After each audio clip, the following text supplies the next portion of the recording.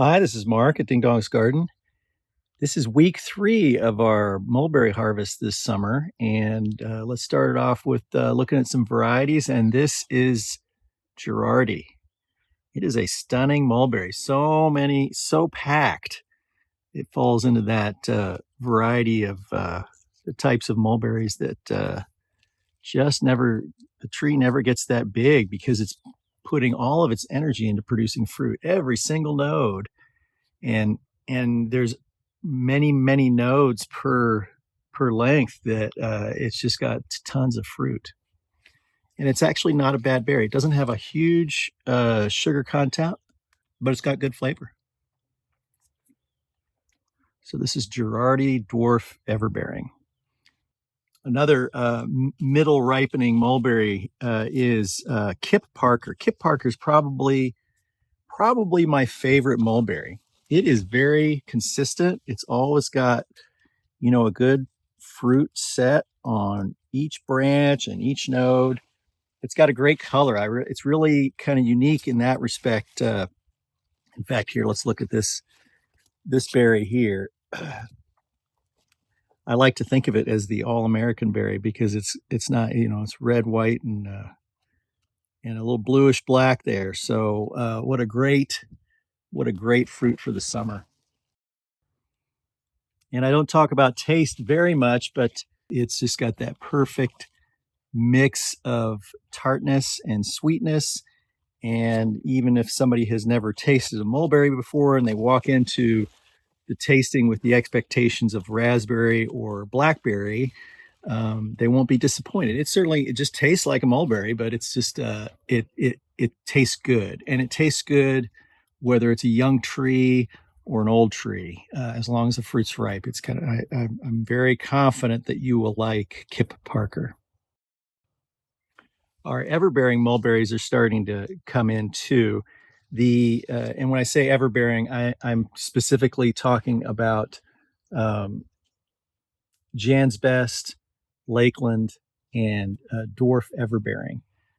These are more cold hardy than some of the other bountiful everbearings like Thai Dwarf or World's Best or Isai Dwarf. So that's what we grow here because the others get damaged so much in the winter that we just can't really grow them here reliably in zone 8A. When the temperatures get down into the 20s, it really does a lot of damage for those. And they wake up earlier, so we got a late opening spring. But these do quite well. And one of the factors that we discovered last year why they are so prolific is that they will send out branches during the growing season, which is unusual for mulberries. Like if we look down here, we're not seeing any yet, but like in late summer, these branches will send out more branches, which is not typical for mulberries. So it's the taste of these it's good, but not a lot of sugar and not a lot of tartness. So it's definitely a berry. It's refreshing summer snack, but it's not up there with some of the other mulberries that we've had here.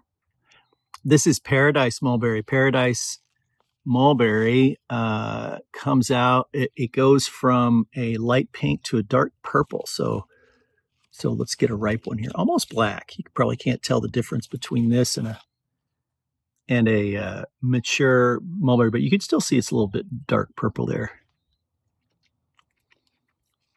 Taste is good.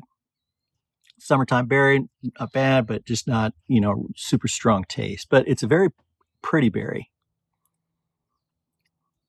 That's Paradise. This is Exotica mulberry. It's another unusual one we have here. It has almost a pink lavender fruit. And this one is ripe here. Let's take a look at that.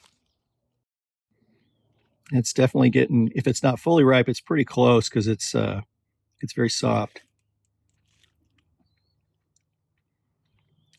It's got a good taste, very sweet, like most mulberries. White ones are honey sweet,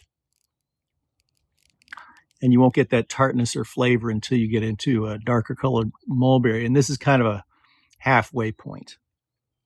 So this is Exotica. And finally, this is Riviera. It is a lavender. It will ripen to a kind of a deeper lavender over time. It doesn't put out a lot of fruit on these verticals, but perhaps next year when we prune it some more and we get a lot of secondary branches, we'll get more fruit per node. But this is Riviera.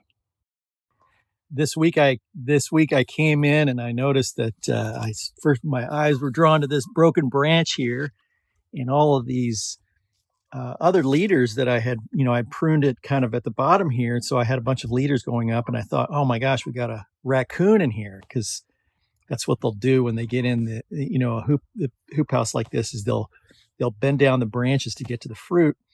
And then I realized that they didn't eat anything. So I was like, either I've got a very picky raccoon or something else is going on. And what is going on is that the fruit is so heavy, it's bending down the branches. And that is much more visible here on the big white mulberry. You can see how the branches on it have bent down. It's only these two. There's a couple, one others, maybe the Kip Parker is also bending down a little bit, but not much. But so it's not a huge problem with this pruning method, but it can be a problem if you have a very heavy producer. So let me see if we can fix this. And there I've kind of tied it back. So now it's up. And when I prune it after the harvest to get our next year's flush of growth, those should be okay. I might leave it in that form so that it gains some strength over the rest of the growing year. And here's big white.